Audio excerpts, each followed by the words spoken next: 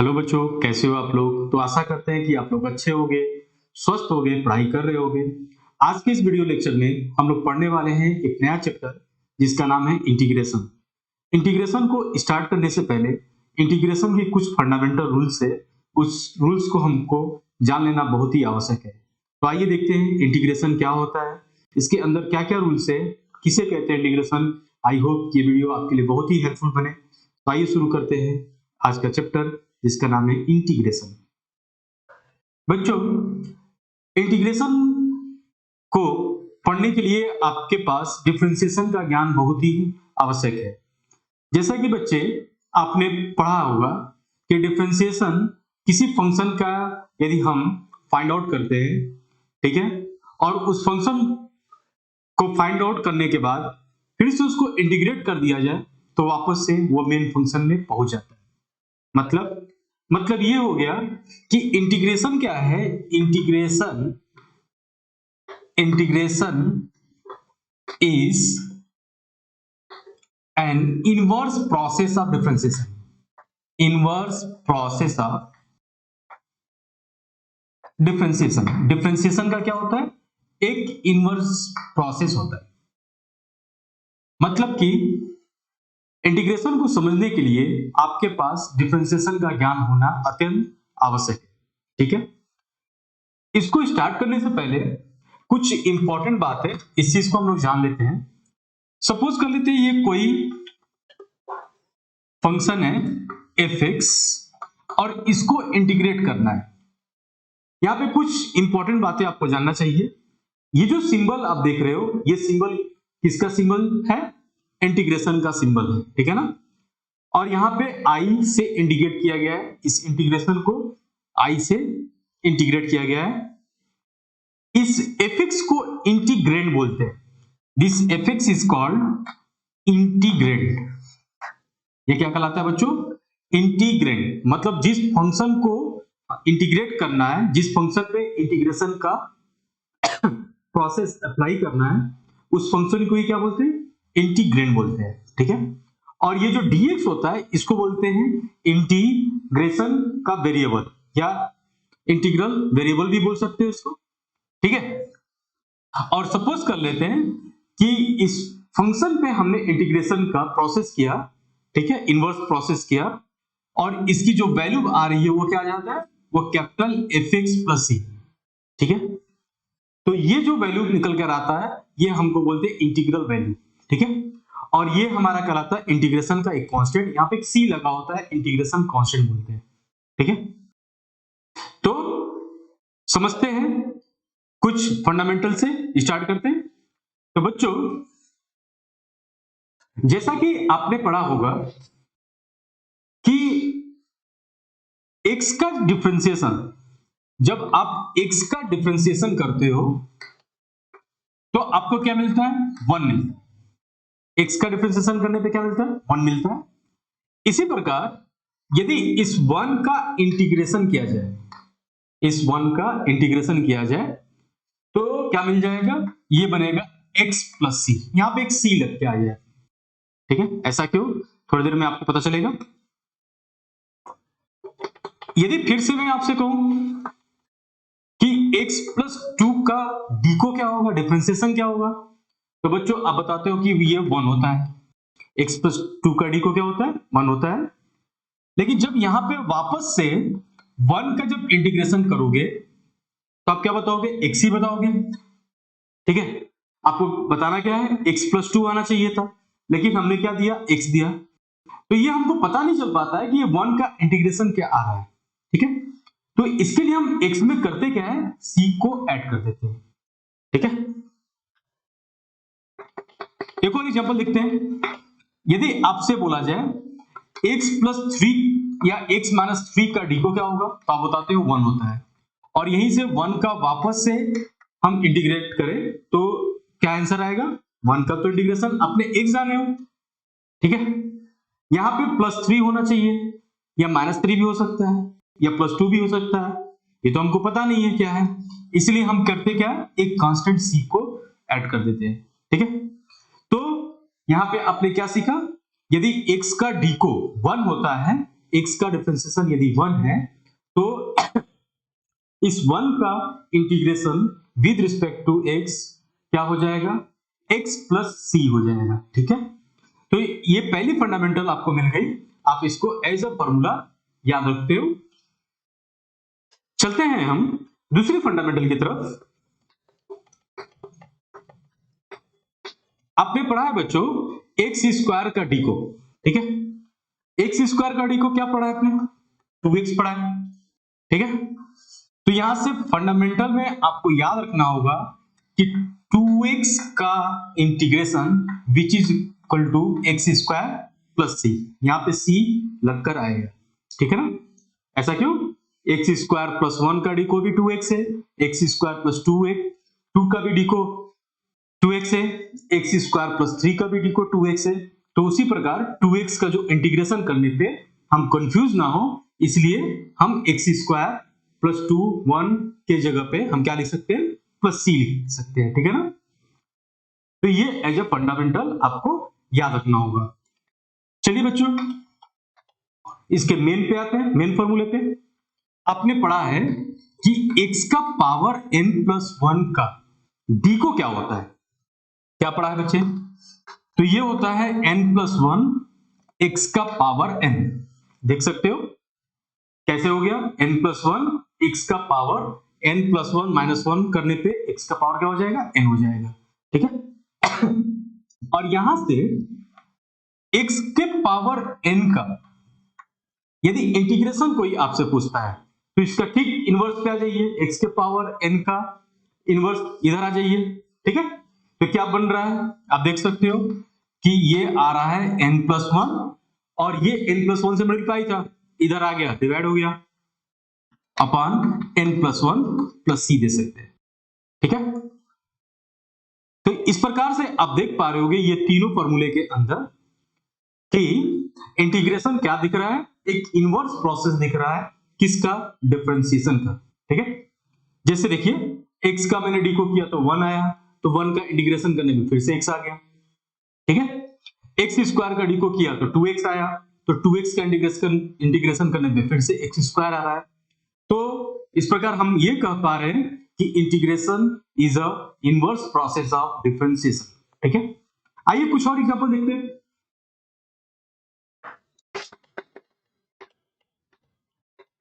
आपने root x का D को किया था, क्या होता है डी को, 1/2 रूट x, इसका आपने ये डी को किया है।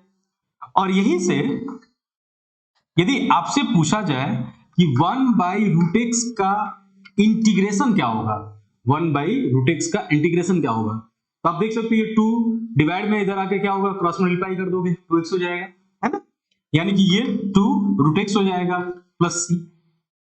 तो आपको क्या याद रखना है, एक नया फॉर्मूला कि 1/रूट x का इंटीग्रेशन 2 रूट x होता है। ठीक है, इसी प्रकार आप चाहे तो यहां से 1/रूट में x प्लस 1 का किसी ने आपसे पूछ दिया कि इसका इंटीग्रेशन क्या होगा, तो आप क्या बताओगे कि 2 टाइम्स रूट में x प्लस 1 प्लस c होगा। ये किसके लिए एप्लीकेबल है, सिर्फ और सिर्फ लीनियर के लिए एप्लीकेबल है। ठीक है ना, क्वाड्रिक होगा तो कुछ और बनाएंगे हम। ठीक है, यदि x माइनस 1 दिया है तो यहां पे क्या कर देंगे, 2 इंटू रूट में x माइनस 1 प्लस सी। तो ये हमारा कुछ फंडामेंटल है, आप इसको नोट करें। चलते हैं हम और फंडामेंटल की तरफ।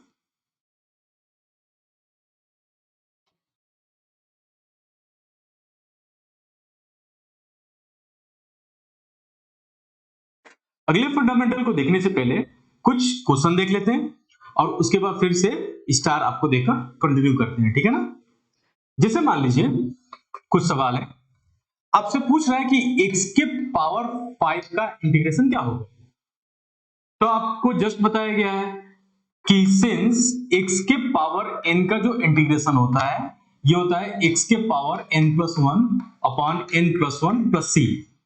ठीक है ना, तो x के पावर 5 का इंटीग्रेशन क्या होगा बच्चों, तो इसमें आप i खुद से बना लेना है, i equals to integration of x के पावर 5। और इस फॉर्मूले को आप देखिए n की जगह पे क्या बैठा है, 5 बैठा है, तो इसका जो इंटीग्रेशन निकल कर आएगा x का power 5 plus 1 upon 5 plus 1 plus c, जो कि बन जाएगा x का पावर 5 + 1 6 और 5 + 1 6 प्लस c। ठीक है ना। ऐसे ही यदि आपसे पूछा जाए कि x square plus x plus 1 का इंटीग्रेशन क्या होगा, ठीक है ना, तो आप देख सकते हो कि x स्क्वायर का इस फॉर्मूले से आप अप्लाई कर दीजिए। तो x स्क्वायर का इंटीग्रेशन क्या है, x का पावर 2 + 1 अपॉन 2 + 1 प्लस x के पावर 1 का इंटीग्रेशन जस्ट आपको बताया किसको, फिर से x के पावर 1 + 1 अपॉन 1 + 1 2 हो गया, प्लस और इस 1 का इंटीग्रेशन क्या होगा बच्चों, x होगा, प्लस c लगा दिया हमने। ठीक है, तो इस प्रकार आप देख सकते हो कि इस फॉर्मूले पे आप बहुत सारे क्वेश्चन को लगा सकते हैं। ठीक है ना। जैसे कुछ और क्वेश्चन देखिए, आपसे दे दिया x square minus 1 upon x plus 1 और कह रहा है कि इंटीग्रेट करो। ठीक है ना। तो अक्सर स्टूडेंट करते क्या है कि इस न्यूमरेटर का अलग इंटीग्रेशन कर देते हैं और डिनोमिनेटर का अलग इंटीग्रेशन कर देते हैं, जो कि ऐसा बिल्कुल भी आपको नहीं करना है। ठीक है, आपको करना क्या है कि इस पॉलिनोमियल के फॉर्म्स पे लेकर आना है। ठीक है, अभी स्टार्टिंग बेसिक में आपको क्या करना है, पॉलिनोमियल के फॉर्म्स में लेकर आना है। तो कैसे लेकर आएंगे बच्चे, तो इस x स्क्वायर माइनस 1 को लिख सकते हो x प्लस 1 और x माइनस 1, और डिनोमिनेटर कितना है बच्चे, x प्लस 1 है, और इस x प्लस 1 से 1 कैंसिल हो जाएगा dx, और ये बच गया x माइनस 1 dx। अब यहाँ पे इंटीग्रेट हम कर पाएंगे, x का इंटीग्रेशन क्या होगा, x स्क्वायर बाई 2, और इस 1 का इंटीग्रेशन क्या लिखेंगे, माइनस x प्लस c। तो आई होप कि बच्चे आपको ये बात समझ में आ रहा है। चलते हैं कुछ और एग्जांपल पे देखते हैं इस पे।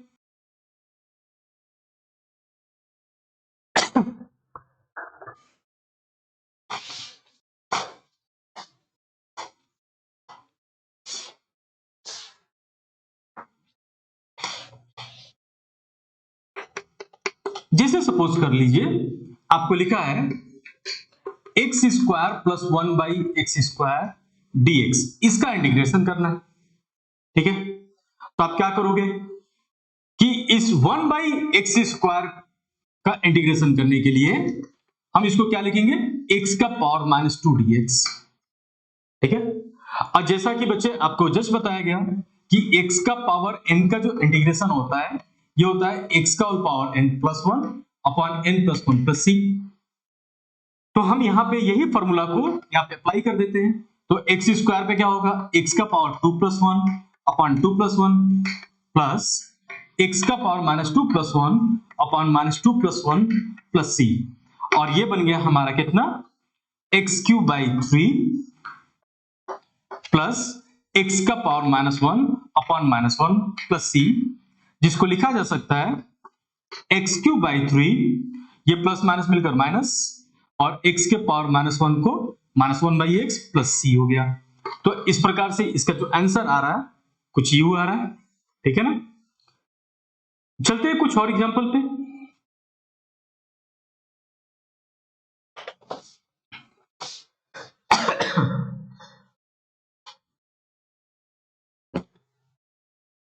एक क्वेश्चन लिखा गया है i equals to x cube minus 1 और होल अपॉन एक्स माइनस 1, इसको इंटीग्रेट करना है। ठीक है, और एक और क्वेश्चन हमने लिखा है x के power 4 minus 1 upon x square minus 1 dx। ठीक है, तो कैसे इंटीग्रेट करोगे बच्चे, तो ये देख सकते हो कि ये क्वोशंट का फॉर्म है, और अभी तक आपने सिर्फ एक फॉर्मूला पढ़ा है x के पावर n का इंटीग्रेशन, ठीक है, निकालना, सिर्फ उसी फॉर्मूले से इसको यहां पर यूज करना है। मगर कैसे यूज होगा, तो आप देख सकते हो ये x क्यू माइनस 1 है, डिनोमिनेटर x माइनस 1 है। अक्सर स्टूडेंट क्या करते हैं कि न्यूमरेटर का अलग इंटीग्रेट कर देते हैं और डिनोमिनेटर को अलग इंटीग्रेट कर देते हैं, जो कि गलत हो जाता है। ठीक है ना, ऐसा काम आपको नहीं करना है। तो हम करेंगे कैसे, तो इस एक्स क्यूब माइनस 1 को 1 का क्यूब लिख सकते हैं, और जैसा कि आप देख पा रहे होगे ए क्यू माइनस बी क्यू का फॉर्मूला यहां पे अप्लाई किया जा सकता है, जिसको लिखेंगे x माइनस 1 एक ब्रैकेट में a minus b, other bracket में a square plus a b plus b square whole upon x minus one d x, और ये x माइनस वन से ये x माइनस वन कैंसिल हो जाएगा।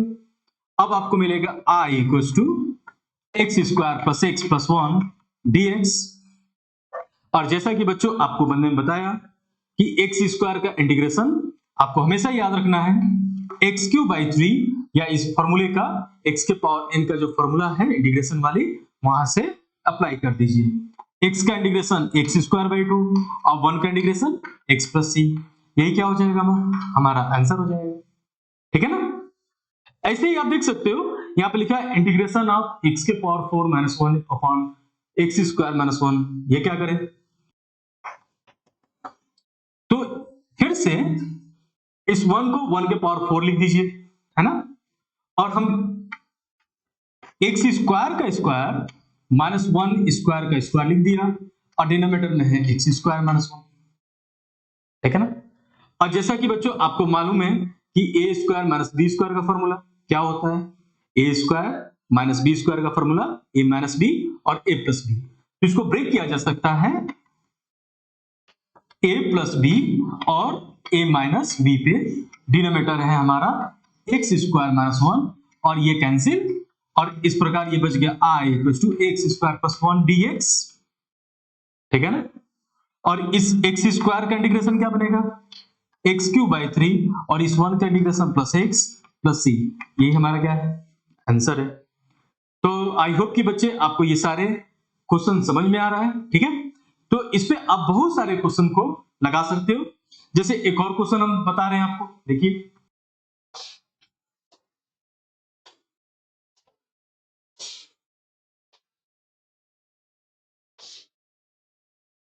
जैसे मान लीजिए एक क्वेश्चन लिखा है x cube plus x square plus x plus one whole upon x square plus one d x, और कह रहा है कि इंटीग्रेट करो, ठीक है।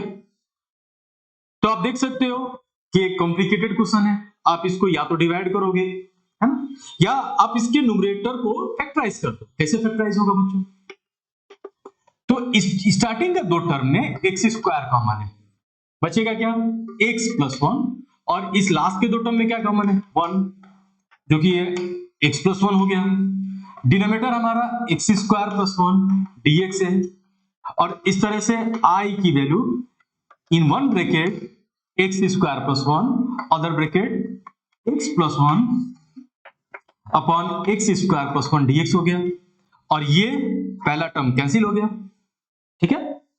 और बचा क्या अपने पास I equal to x plus one, और इसको इंटीग्रेट कर देते हैं। तो इस x का इंटीग्रेशन क्या होगा एक्स स्क्वायर बाई टू, और वन का इंटीग्रेशन क्या होगा एक्स प्लस सी, यही हमारा क्या है रिक्वायर्ड आंसर है। तो इस प्रकार आप एक छोटे से फंडामेंटल पे बहुत सारे क्वेश्चंस को लगा सकते हो, ठीक है। तो आइए देखते हैं कुछ और फंडामेंटल और स्टार की तरफ चलते हैं।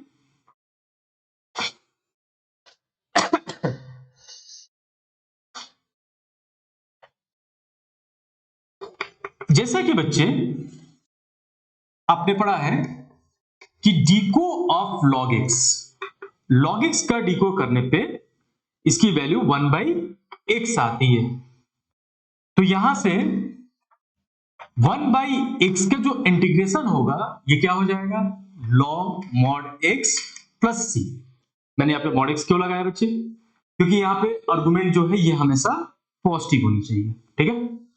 तो log x का यदि d को 1 बाई एक्स है तो 1 बाई एक्स का इंटीग्रेशन log mod x होगा, ठीक है। ये फंडामेंटल आपको याद रखना होगा। चलिए इसी प्रकार इस पे कई सारे एग्जांपल देख सकते हो। यदि सपोज कर लो दिया है कि log x प्लस वन, ठीक है, और इसका क्या फाइंड आउट करना है d को फाइंड करना है। तो आप देख सकते हो इसका d को 1 अपॉन एक्स प्लस वन होता है ना। और यहीं से यदि आपसे कोई 1 अपॉन एक्स प्लस वन का क्या पूछे इंटीग्रेशन पूछेगा, तो आप क्या बता दोगे कि इसका जो इंटीग्रेशन होगा ये होगा लॉग मॉड में एक्स प्लस वन प्लस सी, ठीक है। यदि यहां पे माइनस है एक्स माइनस वन, तो ये यहां पे कुछ ऐसा माइनस लगा देंगे, ठीक है ना।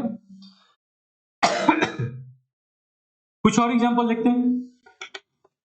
सपोज कर लो आपको लिखा log 2x, log 2x का डी को फाइंड आउट करना। तो क्या फाइंड आउट करते हो बच्चे, ये होता है 1/2x इंटू व्हाट, इस 2x का हम क्या करते हैं, 2x का भी डी को करते हैं जिसकी वैल्यू होता है इंटू 2, और ये करके कितना आ जाता है 1/x। ठीक है, तो आप ये कहोगे कि सर 1/x का इंटीग्रेशन यहां से किया जाए, यदि यहां से 1/x का इंटीग्रेशन किया जाए तो ये तो log x होता है सर, लेकिन अपना क्या आना चाहिए, log 2x आना चाहिए, है ना। तो ये log x है और यहां पे log 2x है, क्या ये तो दोनों सेम नहीं है। तो बच्चों इस log 2x के अंदर log x प्लस c है, सर समझ में नहीं आया क्या बताया आपने। इस चीज को हम ऐसे लिख सकते हैं कि डीको ऑफ, फाइंड द डीको of log 2 plus log x। ठीक है, और जैसे डीको ऑफ जब log 2 प्लस log x करते हो तो log 2 का डीको क्या हो जाता है, 0 हो जाता है, कांस्टेंट है, और log x का डीको क्या हो जाता है 1/x, और इस प्रकार से आप देख सकते हो ये 1/x आ गया। ठीक है, और उसी प्रकार 1/x का जब इंटीग्रेशन करते हो तो क्या आ जाता है आपके पास, देखो log x प्लस, देखो 1/x का इंटीग्रेशन करोगे तो क्या आएगा log mod x plus constant, log 2 क्या है कांस्टेंट है, इसलिए यहां पे प्लस c लगा दिया गया है। तो आई होप कि बच्चे आपको ये बात समझ में आया है, यानी कि 1/x का जब भी इंटीग्रेशन हम करते हैं तो इसकी वैल्यू log mod x होता है। ठीक है, आप इसको नोट कर लें। कुछ और एग्जांपल देके चलते हैं।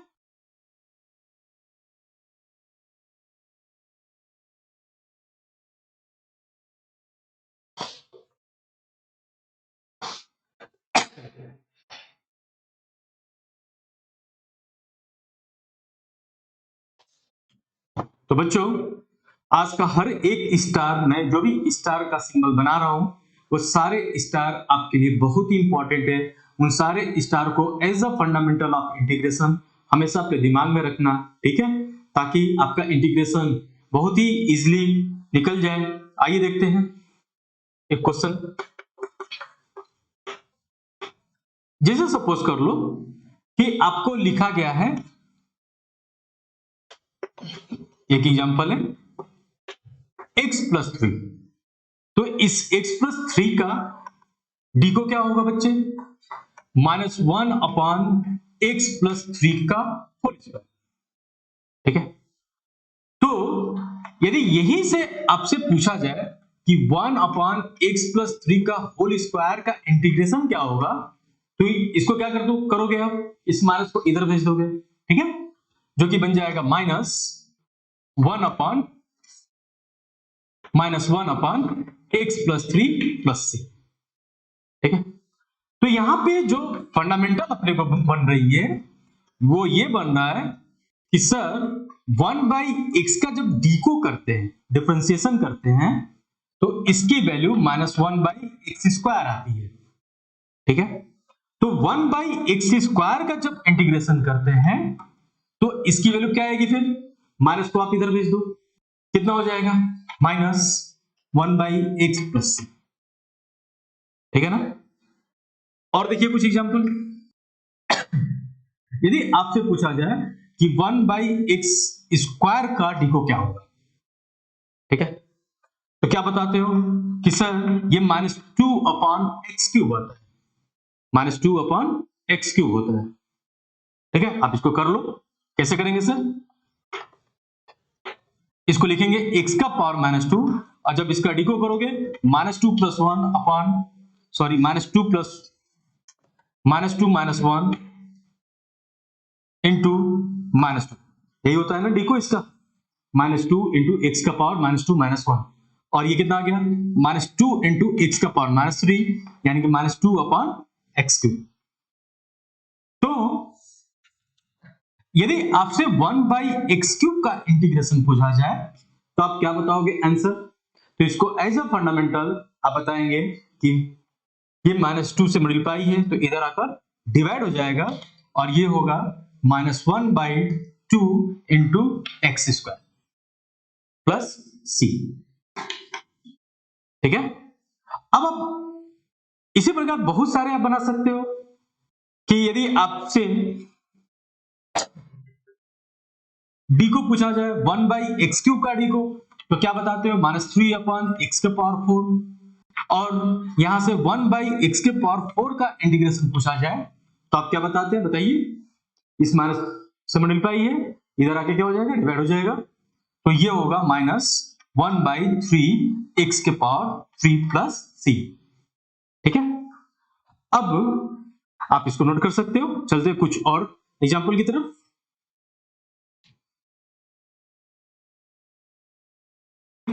अब आप सोच रहे होंगे कि सर ये आखिर आप कैसे कर रहे हो? क्या इसका भी कोई जनरल फॉर्मूला है? तो आइए इसका भी एक जनरल फॉर्मूला मैं बना देता हूं। ठीक है,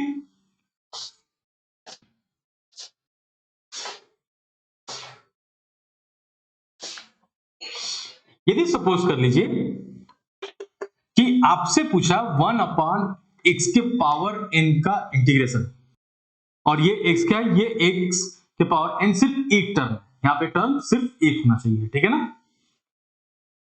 तो आप क्या बताते हो कि x⁻n का इंटीग्रेशन फाइंड आउट करना है। इसको क्या लिखा जा सकता है? x⁻n। और जैसे इसको इंटीग्रेट करते हो तो आप लिखते हो x⁻n + 1 upon -n+1 plus c। ठीक है, और यहां पे एक कंडीशन है कि यहां पे n जो होना चाहिए हमेशा क्या होना चाहिए? 1 नहीं होना चाहिए, या 1 से अधिक होना चाहिए। ठीक है, मतलब कहने का मतलब है कि n की वैल्यू 1 नहीं होना चाहिए। यदि n की वैल्यू 1 हो गया तो ये 1/x हो गया, और 1/x का इंटीग्रेशन log mod x होता है। तो यहाँ पे कंडीशन क्या है कि n की वैल्यू 1 कभी भी ना हो। ठीक है, ध्यान रखिएगा बच्चों। यानी कि x⁻n का इंटीग्रेशन क्या लिख दिया? x⁻n + 1 upon -n+1। ठीक है ना? अब इसी बात को हम ऐसे लिखते हैं, इस न्यूमरेटर से इसको डिनोमिनेटर में लेके आते हैं। देखिए कैसे आएगा?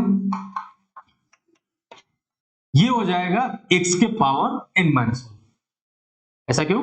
अब देखिए, जब डिनोमिनेटर में आएगा तो माइनस लग जाएगा ना बच्चे, -1/x⁻, माइनस लग जाएगा -n+1 के आगे माइनस लगाएंगे तो क्या आ जाएगा? x⁻n-1।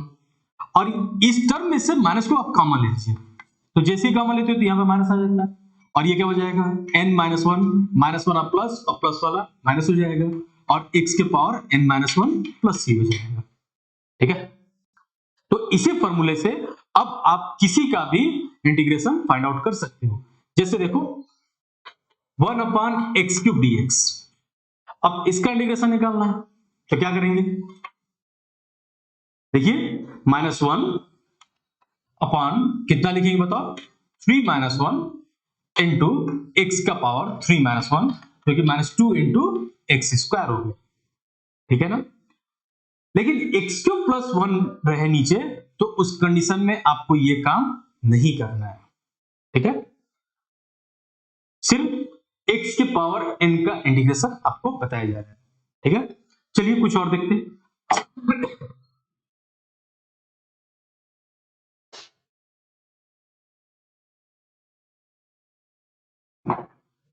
एक एग्जांपल है कि आपको फाइंड आउट करना है integration of x+1 plus integration of x+2 dx। इसका इंटीग्रेशन फाइंड आउट करना है। तो बच्चों जस्ट आपको बताया गया कि 1/x+1 रहे या 1/x-1 है, तो इसका डायरेक्ट इंटीग्रेशन कितना लिखते हैं? ये लिखते हैं log mod x+1 प्लस, और ये क्या हो जाएगा? log mod x+2 plus c, और यही हमारा आंसर बन जाएगा। ठीक है, और अधिक आपको करना हो इसको log m plus log mn वाली फॉर्मूला लगाकर और भी इसको छोटा कर सकते हो। ठीक है ना? चलिए कुछ और फंडामेंटल देखते हैं कि सर इंटीग्रेशन में और क्या फंडामेंटल है। तो बच्चों अब आते हैं कुछ ट्रिग्नोमेट्रिक फंडामेंटल पे। ठीक है, जैसे आपने पढ़ा था कि डीको ऑफ साइन एक्स, क्या पढ़ा है? कॉस एक्स, कि साइन का जो डिफरेंशिएशन होता है वो होता है कॉस एक्स। तो यहां से कॉस एक्स का जो इंटीग्रेशन बनेगा ये क्या बनेगा? साइन एक्स होगा। ठीक है ना? यदि आपसे कोई पूछे कि डिको of cos x is equal to क्या बताते हो, माइनस साइन एक्स। और इस साइन x का जब इंटीग्रेशन की बात किया जाएगा कि साइन x का इंटीग्रेशन क्या होगा, तो इस माइनस को इधर भेज दीजिए, जो कि बन जाएगा माइनस cos x प्लस सी। यानी कि आप देख सकते हो कि डिफरेंशिएशन में साइन का डिको cos था, तो इंटीग्रेशन में cos का इंटीग्रेशन साइन है। ठीक इनवर्स प्रोसेस चल रहा है ना। चलिए कुछ और देखते हैं। यदि आपसे पूछा जाए कि tan x का डिको क्या होगा, तो आप बताते हो sec स्क्वायर x। तो sec स्क्वायर x का इंटीग्रेशन क्या आएगा बच्चों, ये बनेगा tan x। ठीक है। यदि आपसे पूछा जाए कि डिको ऑफ cot x क्या होगा, तो आप क्या बताते हो, माइनस cosec स्क्वायर x, और इस cosec स्क्वायर x का इंटीग्रेशन की बात हो तो ये क्या हो जाएगा, minus cot x। This is our minus cot x plus सी। ठीक है ना। इसी तरीके से यदि आपसे पूछा जाए sec x का डिको क्या है, तो बच्चों आपने पढ़ा है कि sec x का डिको sec x into tan x होता है, और यहां पे sec x into tan x का इंटीग्रेशन बनाया गया है sec x प्लस सी। कैसे हुआ, ठीक इसका इनवर्स प्रोसेस लिख दीजिए।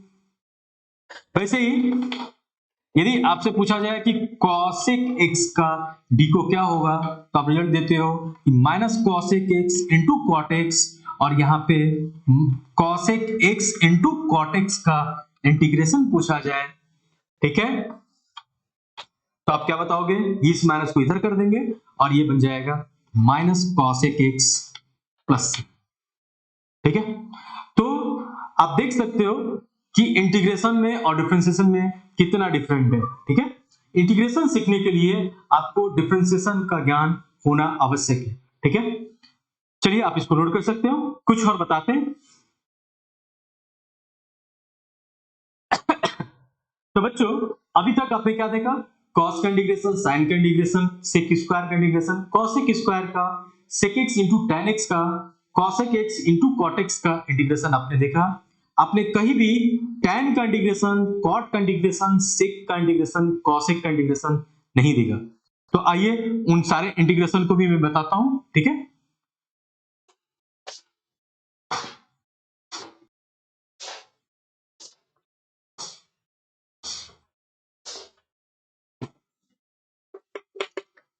तो बच्चों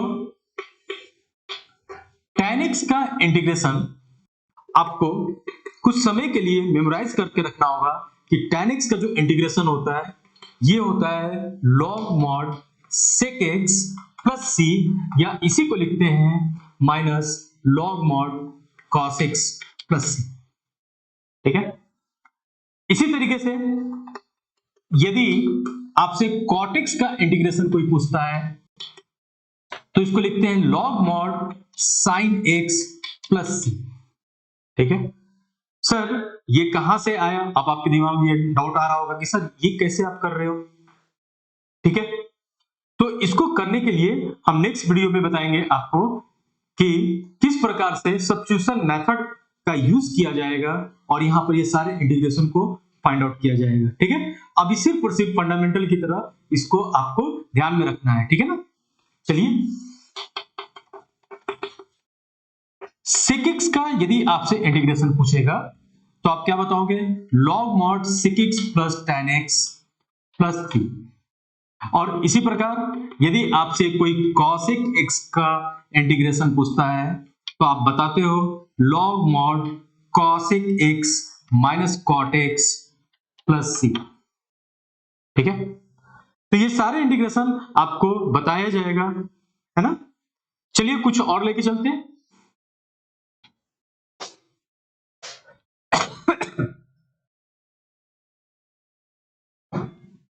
बच्चों आपने पढ़ा है साइन इनवर्स एक्स का डिको, क्या पढ़ा है, 1 बाई रूट में 1 माइनस एक्स स्क्वायर डीएक्स।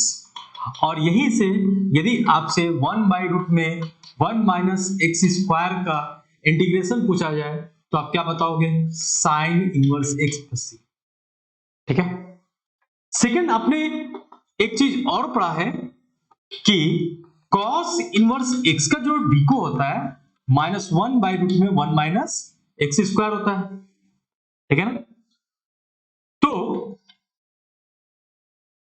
यहां पे 1 बाई रूट में 1 माइनस एक्स स्क्वायर का इंटीग्रेशन करेंगे तो क्या लिखेंगे, तो आप देख सकते हो इस माइनस को आप इधर पहुंचा सकते हो, minus cos inverse x plus c. अब इन दोनों को कंक्लूड करो, आप ध्यान से देखिएगा, इन दोनों को जब मर्ज करते हो तो आपको क्या दिखेगा कि 1 बाई रूट में 1 minus x square equals to sine inverse x plus c, और 1 बाई रूट में 1 minus x square equals to minus cos inverse x plus सी। ठीक है, कौन सा होगा, तो बच्चों ये आप दोनों लिख सकते हो, ठीक है ना, ये दोनों बनेगा 1 बाई रूट में 1 minus x square d x equals to, आप इधर साइन इनवर्स एक्स लिखो और minus cos inverse x plus c लिखो, ठीक है ना। ऐसे ही यदि आपसे tan इनवर्स x का d को कोई पूछता है तो आप क्या बताते हो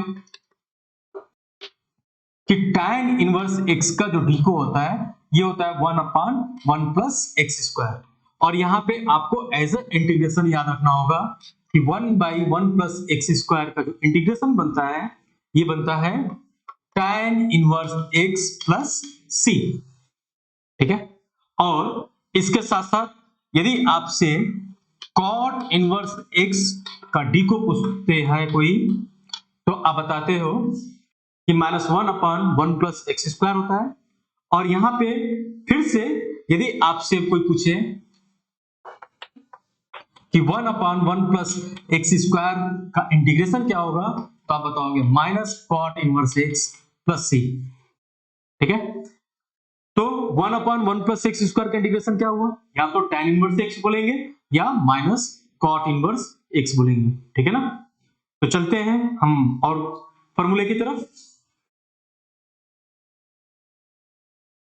यदि आपसे पूछा जाए कि सेक इनवर्स एक्स का डी को क्या होगा तो क्या बताते हो बच्चे कि 1 by mod x into root over x square minus 1, और यहीं से यदि आपसे 1 बाई रूट में x square minus 1 into mod x का इंटीग्रेशन कोई पूछता है तो आप क्या बताएंगे, या तो सेक इनवर्स एक्स बताएंगे प्लस सी, या हम इसी को क्या बताएंगे, अगला वाला क्या हो जाएगा minus cos inverse x plus सी, ठीक है। तो आज के इस वीडियो लेक्चर में बस इतना ही, मिलेंगे हम नेक्स्ट वीडियो लेक्चर में और भी इंपॉर्टेंट स्टार के साथ और कुछ इंपॉर्टेंट क्वेश्चन के साथ। मिलते हैं नेक्स्ट वीडियो में, तब तक के लिए जय हिंद जय भारत, थैंक यू।